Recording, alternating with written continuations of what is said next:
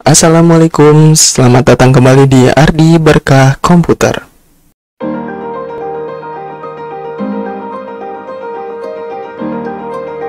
Oke, di video kali ini kita akan membahas lanjutan dari video sebelumnya, yakni setelah kita membahas LGA soket 775, kita akan bahas soket selanjutnya, yakni LGA 1156, atau bisa juga dibilang Intel generasi pertama ya. Untuk Intel generasi pertama ini awal mula rilisnya si Intel Core i3, i5 dan juga i7 ya. Nah, bisa dilihat di layar kalian ini. Untuk prosesornya ada dua codename, yakni Clarkdale sama Linfield. Linfield itu generasi sesudah Clarkdale. Susah amat yang ngomongnya, maaf. Oke. Clarkdale itu di sini hanya ada i3, i5, Celeron G sama Pentium G sama Xeon L3400 series. Untuk Celeron, Pentium dan juga Xeon itu dukungan memorinya hanya sampai 1066 MHz.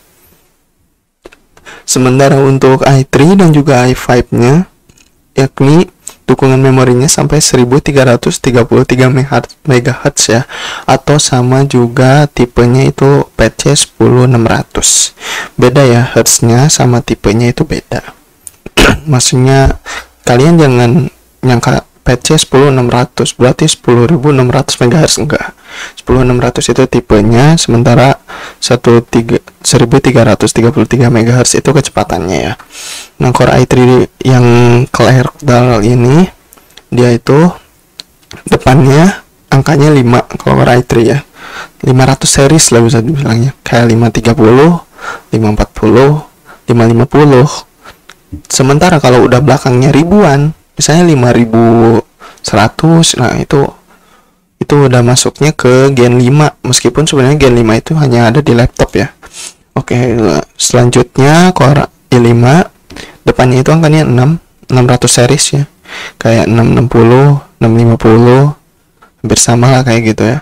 Cuman kalau misalnya belakangnya udah ribuan, yakni 6000 series, itu udah Gen 6, itu udah beda ya, soketnya itu udah beda lagi, bukan soket ini. Jadi jangan sampai kalian salah membeli soketnya ya, kalau misalnya kalian mau rakit menggunakan LGA 1156 ini. Kemudian di Linfield itu ada Intel Xeon yang L34000 series sama X3400 series, sama ada Core i5, dan di sini ada Core i7. Core i5 di sini bedanya dia sudah 700 series ya. i5 700 series, 750, 760 ya, kayak gitu-gitu. Terus apa bedanya dari yang 600 series sama 700 series? Di 600 series itu dia hanya memiliki di sini dukungannya 2 core 4 thread. Tapi di 700 series dia memiliki 4 core 4 thread. Itu yang membedakan dari yang 600 series sama 700 series. Lalu apa bedanya lagi? 600 series ini dia ada IGP, internal graphic adapter. Jadi kalian gak usah pakai VGA card, itu bisa nyala dan bisa dipakai PC-nya.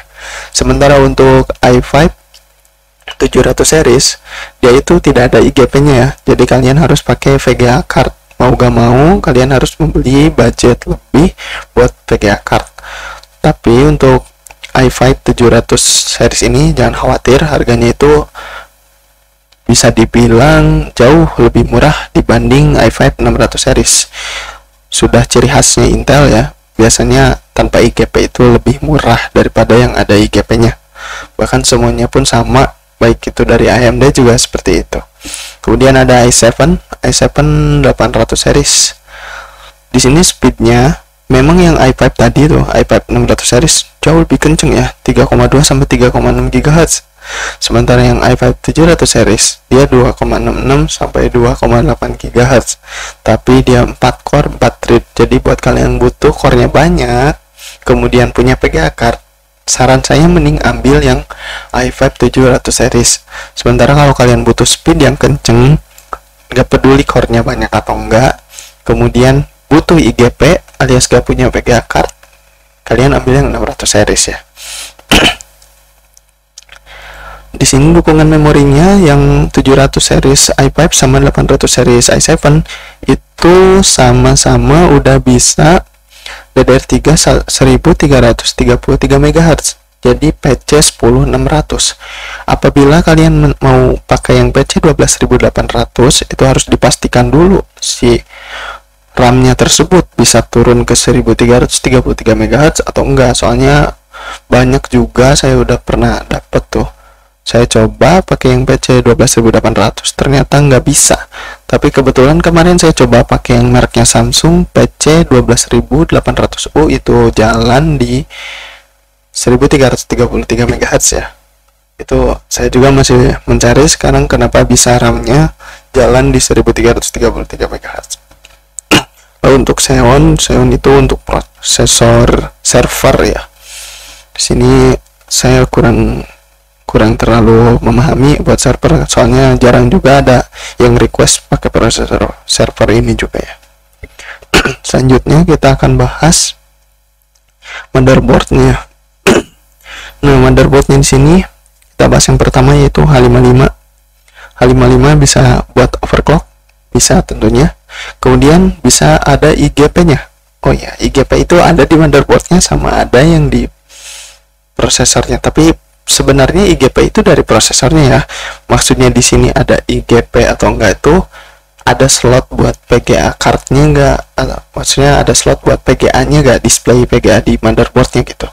Jadi kalau yang H55 ini ada buat displaynya. Bahkan ada yang H55 kayak merek ASRock, terus ECS, dia udah ada HDMI-nya tanpa harus PGA card itu. Bagus banget sih. Kemudian USB portnya di sini ada SATA-nya juga. Nah, untuk H55 kita udah nggak pakai harus IDE ya.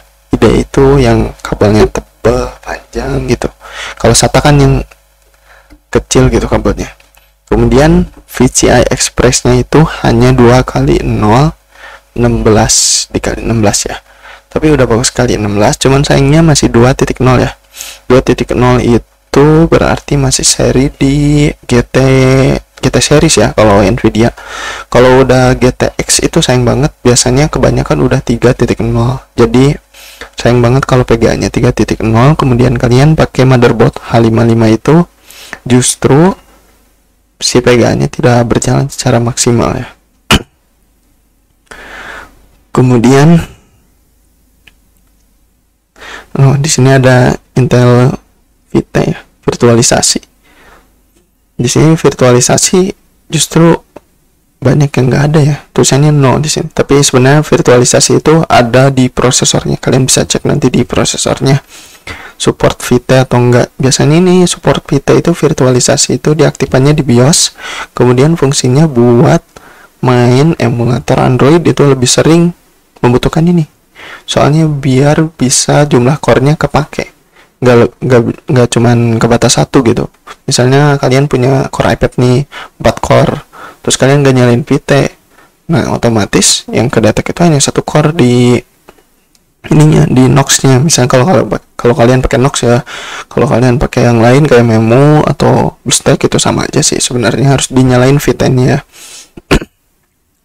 Nah, kemudian ada motherboard P55. P55 ini dia masih support OC, tapi dia nggak ada internal grafik, maksudnya nggak ada di motherboard itu soket buat display kayak VGA atau HDMI, itu nggak ada. Kemudian yang lain-lainnya masih sama ya kemudian juga. Dan ada H57 ini di atasnya H55, dia sama, sudah ada buat ini ya, display di motherboardnya tentunya ada. Terus ada Q57. Nah, kalau Q57 ini nggak bisa buat overclocking karena dia kurang maksimal buat overclocking.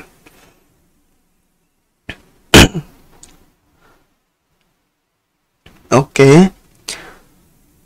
Sejauh ini begitu saja yang bisa saya dapat sampaikan ya. Yang saya dapat sampaikan tuh hanya segini dulu. Kemudian oh iya, video selanjutnya saya akan coba racik PC menggunakan LGA 1156 ini ya. Kita lihat nanti total harganya berapa dan difungsikan PC tersebut buat apa ya. Selanjutnya juga nanti di keesokan harinya bakalan ada soket LGA selanjutnya yang bakal lebih panjang ya videonya, karena di situ di soket berikutnya ini ya. LGA 1155. LGA 115 itu 55 itu jadi dia mendukung dua generasi Intel ya. Itu dan kebanyakan sampai yang sekarang pun kebanyakan itu sudah supportnya dua generasi ya. Biasanya kalau Intel itu satu motherboard dua generasi. Tapi kalau yang Gen 11 justru malah beda. Oke, jangan dulu bahas ke yang lain ya. Kita hanya fokus di LGA 1156. Sekian dulu video kali ini ya. Terima kasih banyak buat kalian semua yang udah nonton. Jangan lupa klik like, subscribe, dan jangan lupa buat kalian yang mau bertanya silahkan tanyakan di kolom komentar.